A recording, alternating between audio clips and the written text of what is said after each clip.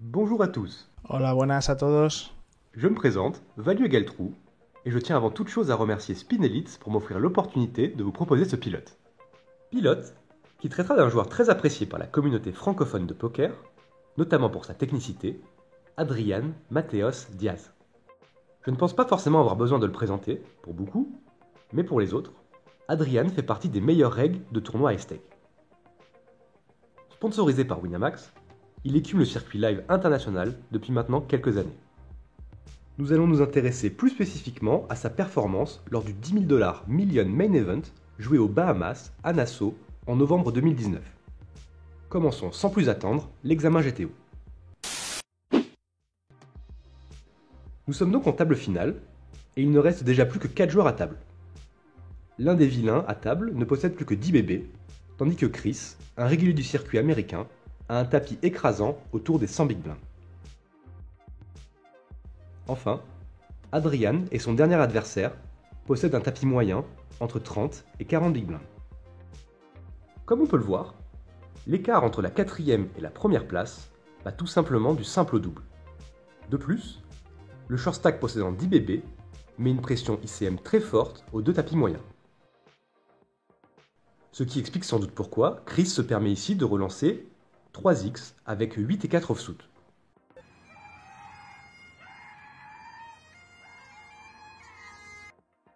Dans ce cadre, je propose donc une range de 100%, imaginant qu'il s'agit bien entendu d'une action exploitante, tâchant d'exploiter la pression ICM que tous les joueurs à table ressentent, et de voler les blindes avec littéralement any-two. Tout le monde jette sa main jusqu'à Adrian qui découvre Dame 10 assortie en grosse blinde avec environ 40 bébés, et qui décide logiquement de suivre. Voici mon hypothèse. Je pense qu'Adrian va privilégier un call avec un grand nombre de mains, qu'il pourrait 3-bet avec un stack plus petit ou une pression ICM moins élevée. Mais également qu'il ne peut pas se permettre de call aussi large qu'il l'aimerait sans ICM. Nous découvrons un flop Valet 8-7 sans tirage couleur qui offre une overcard et une gutshot à Adrian qui décide de check. Constatons ensemble que le solver quant à lui privilégie très largement en termes de fréquence, plutôt qu'un check, un donk bet à un tiers pot. Le check n'étant qu'un choix très marginal 15% du temps. Pourtant, intéressant de noter que toutes les tailles de mise, ainsi que check, rapportent sur le long terme la même EV. Chris check back, ce qui n'est pas étonnant avec sa main, le solver privilégiant également très largement ce choix. La turn est un 10 de pique, une carte intéressante pour Adrian qui lui offre une paire, mais sur un board où un simple 9 fait quinte, et qui décide de check une seconde fois. Choix que le solver privilégie également, mixant tout de même avec l'action de donk bet un tiers pot à une fréquence de 36%. Face au second check de son adversaire, vilain mise un tiers pot, ce qui est le second choix du solver ici, derrière check, misant à une fréquence relativement élevée tout de même, autour des 30%. Adrian, sans trop de difficulté, paye la mise de son adversaire, ce que confirme le solver, payant également avec une fréquence de 100% cette combinaison dans cette situation.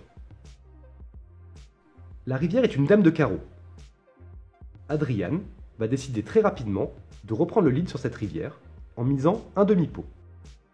Ce qui est très surprenant, notamment de par la pression ICM, un des joueurs n'étant pas dans le pot, possédant seulement 10 bébés. Adrian tente ici de provoquer un hero call à son adversaire.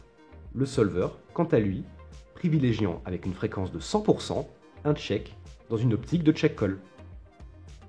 Levé entre donk bet ou check call étant relativement proche, mais tout de même légèrement plus élevé si l'on préfère ici une ligne de check call. La stratégie de Adrian échoue, son adversaire préférant jeter sa main, qui n'est d'ailleurs rien d'autre qu'un bluff catcher. Adrian remporte le pot et passe maintenant aux alentours de 50 big blinds.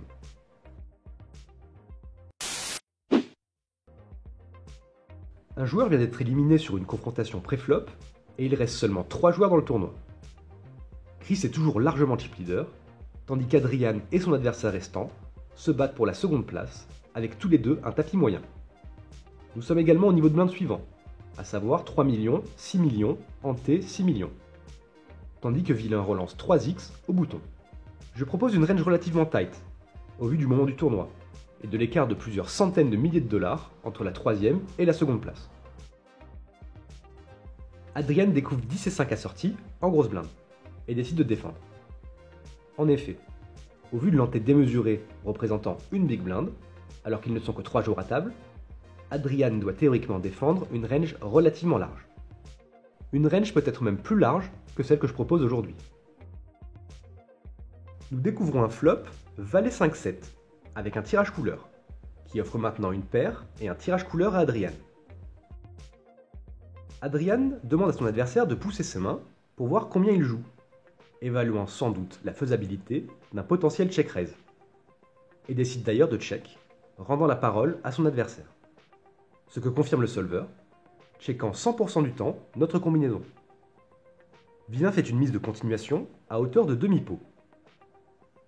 Choix que le solver confirme, privilégiant une mise à demi-pot par rapport à pot ou un tiers pot. La parole revient à Adrian, qui après une étude du stack size de Villain, qui possède un peu plus de 20 BB, décide finalement de call.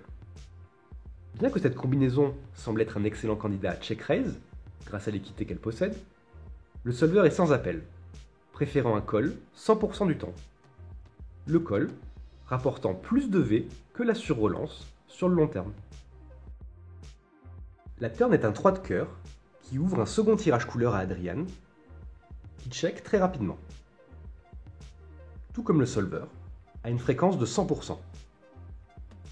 Villain check back. Ce qui est a priori le bon choix avec sa main, étant le choix privilégié par le solver ici, mixant de façon très marginale avec l'action de miser un demi-pot en second barret.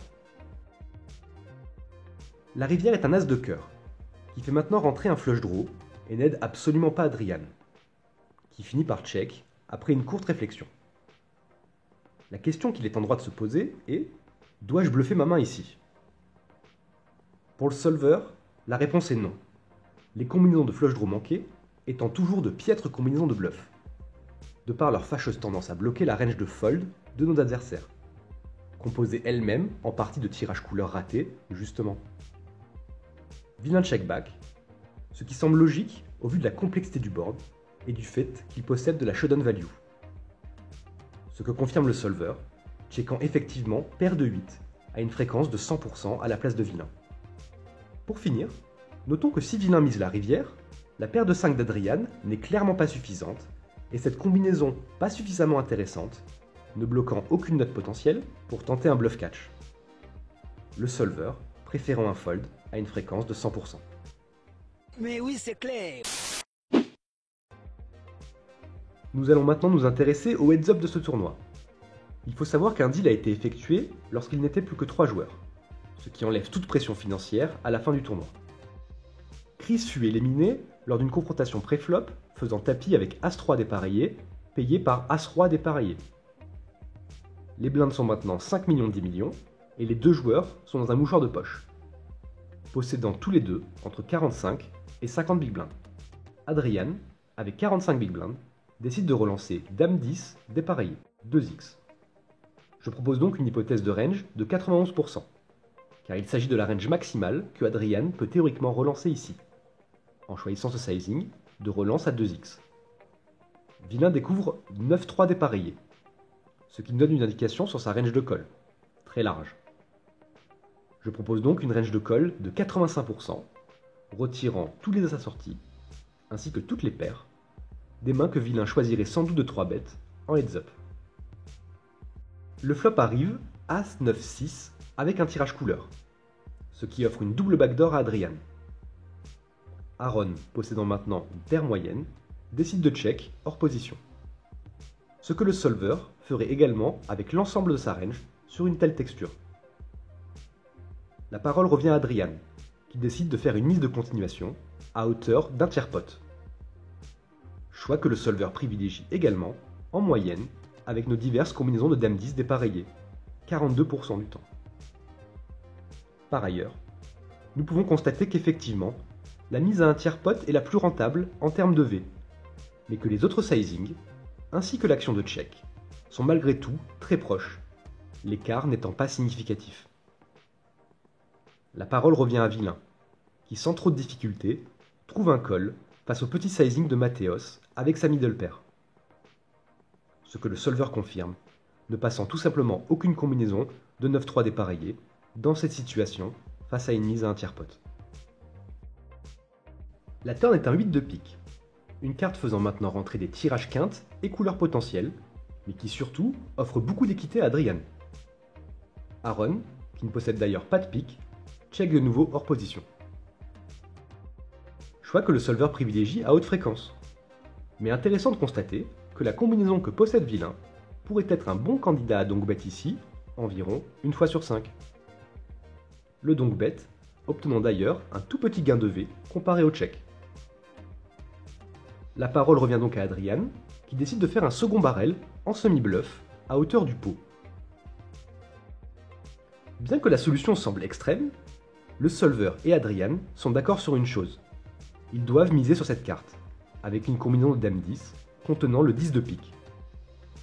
Le solver, quant à lui, privilégiant plutôt une mise à demi-pot avec une fréquence de 100%, plutôt que le sizing à hauteur du pot que choisit Adrian. Vilain passe très rapidement sa main et Adrian remporte le pot. Seules les combinaisons contenant un pique pourraient être un call ici, à la place de Vilain, qui passe donc sa main à raison, surtout face à l'énorme sizing d'Adrian. La situation est la même que la précédente. Adrian relance 2x avec 8 et 7 dépareillés, toujours avec sa range potentielle de 91%.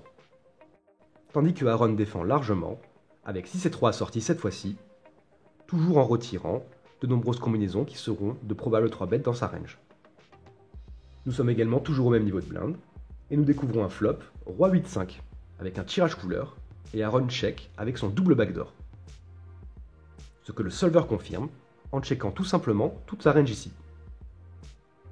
Adrian mise en continuation très rapidement, un peu plus de 1 tiers pot avec sa paire moyenne. Tout comme le solver, privilégiant une mise à demi-pot plutôt qu'un tiers en termes de fréquence, mais mixant avec l'action de check, une fois sur deux tout de même. Aaron décide de call avec son double backdoor hors position, avec une profondeur d'environ 35 big blinds. Ce qui pourrait sembler léger.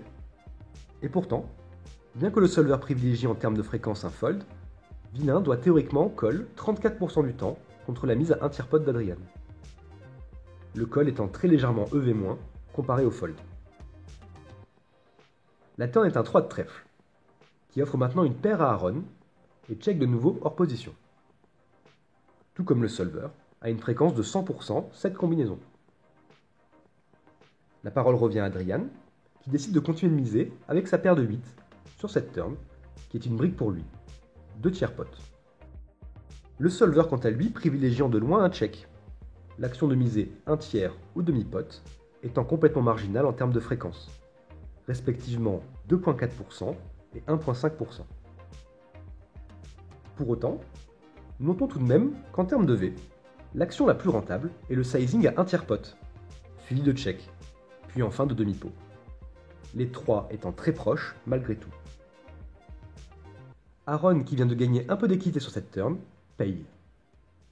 Ce que le solver confirme, payant environ une fois sur deux dans cette situation face à ce sizing. La rivière est un 8 de trèfle, qui offre maintenant un trips à Adrian, et Aaron check pour la 3e fois hors position. Ce que confirme le solver, checkant avec une fréquence de 100%. La parole revient à Adrian, qui est dans une situation évidente de valorisation. La seule question qu'il est en train de se poser, c'est combien dois-je miser? Il décide finalement de miser 2 tiers pot. Ce que confirme bien entendu le solver, misant ici avec une fréquence de 100%. De façon très surprenante, Vilain snap call sans trop réfléchir avec sa paire de 3, espérant bluff catch l'espagnol connu pour son agressivité. Le solver lui privilégiant d'autres combinaisons pour réaliser un hero call ici, et préférant fold 6 et 3 avec une fréquence de 100%. Quelques mains plus tard, Vilain est dans une mauvaise posture. Avec 12 bébés, il fera tapis avec 10 et 2 dépareillés, payé par valet 9 dépareillé d'Adrian. Adrian qui remporte le tournoi, et donc en plus du deal financier, le trophée et la ligne Eden Mob qui va avec. Voilà, c'est tout pour cette semaine. Si vous possédez GTO+, le solver que j'utilise pour résoudre les spots dans cette vidéo, vous trouverez en description les fichiers GTO+ correspondants. N'hésitez pas à jeter un œil si vous désirez aller plus loin. J'espère que ce pilote vous a plu, et si c'est le cas, n'hésitez pas à le faire savoir. Si vous en voulez plus, je ne peux que vous conseiller la chaîne YouTube de Spinelite, sur laquelle vous trouverez du contenu gratuit et régulièrement. Mais également ma chaîne personnelle, sur laquelle vous trouverez entre autres d'autres épisodes d'Examen GTO.